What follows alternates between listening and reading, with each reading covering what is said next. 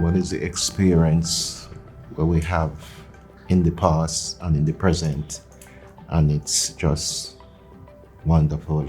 Can't even express my feelings, how I feel about this agency.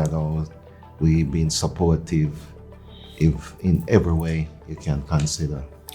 But I think I probably want to add it's that because we was with the Evolve team previously, and I'm quite glad that we had an experience of joining working with other fostering agencies. So it's made us then value Evolve because we've got something to compare it by, because out of hours, you can call them, they get back to you straight away.